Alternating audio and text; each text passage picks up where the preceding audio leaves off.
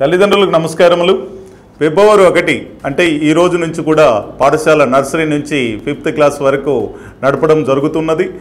Covid నియమ నిబంధనలను అనుసరించి పాఠశాల నడుపుతున్నాము. విద్యార్థులందరినీ కూడా మీరు మాస్క్ ధరించి పాఠశాలకు పంపవలసిందిగా కోరుతున్నాము.